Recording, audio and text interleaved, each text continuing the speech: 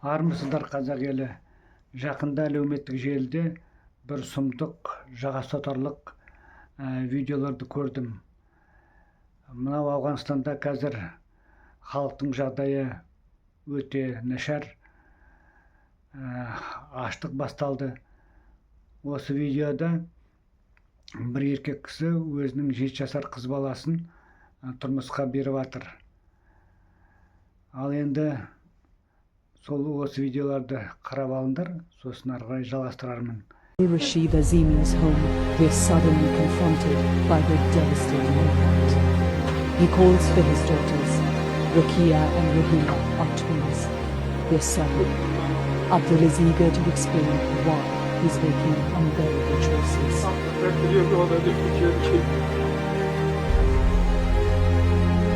I'm ready to sell my daughters. I'm poor and in debt. I come home with parched lips, distressed and confused. My children come to me saying, Baba, give us some bread.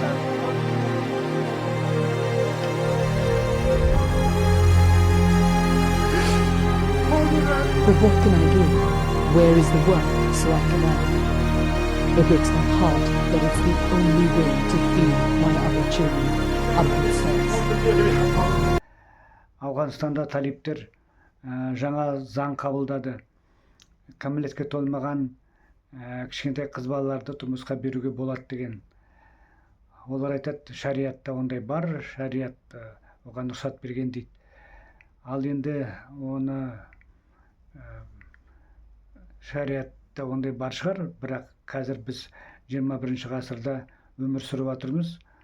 Қазір өзі космосты игерген, искусственный интеллект деген нәрсені игерген заманда сондай жабайылыққа қайтадан оралған, ол дұрыс емес деп ойлаймын. Мысалы, өркениетті елдерде ондайды педофилия дейді.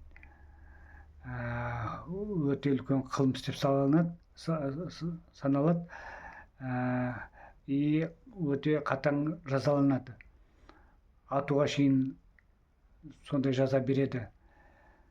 Ал енді білмеймін, маған түсіну қиын, қалай мынау сақалы беліне түскен шалдар өзінің төсегіне 7 жасар сәбиді салғанда сонда қандай қызық көреді екен, сонда қандай ләззат көреді екен, қалай оған дәті барады екен, мен соны түсінбеймін. Ал енді ол дұрыс деп ойласаңдар, комментарийға жазыңдар. Ал енді мынау қазір көп мұсылман елдерінде, соның ішінде Ауғанстан, Пакистан, Иран, Ирак, Йемен, тағы басқа елдерде, Сирияда, сол елдерде қазір жағдайлар өте қиын.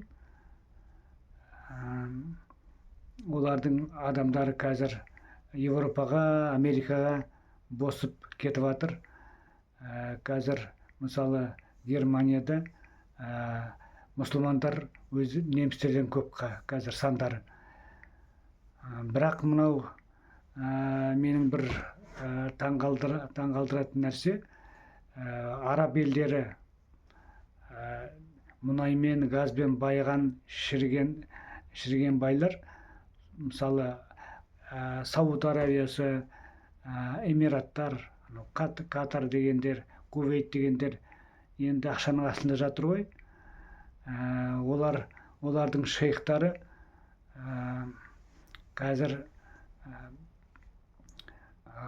астындағы мінетін мәшинелері бірнеше миллион доллар тұратын көліктер мінеді, және ол біреу емес, екеу емес, олардың саны 50-60-100-ге шейін барады.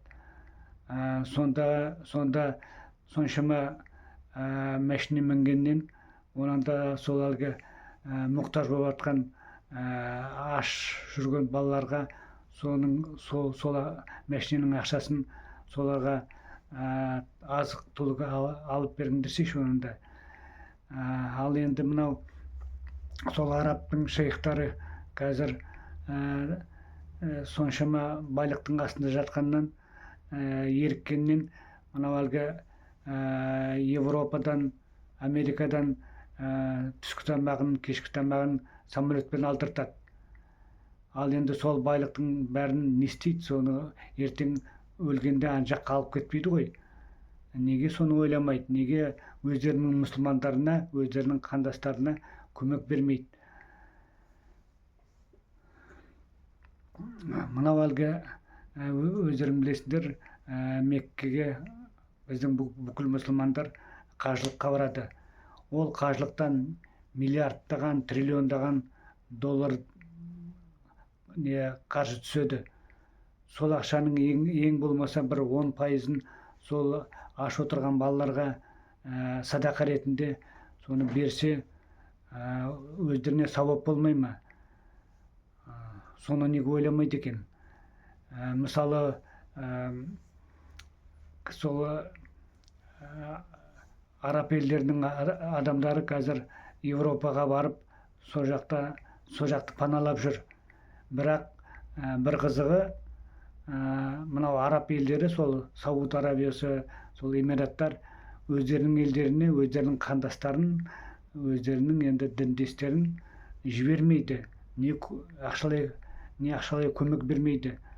Сонда қалай ойлайды екен? Ертең ана жаққа о дүниеге кеткенде сонда не деп барады екен? Қандай сауап істедім дейді екен? Соны ойламай ма екен?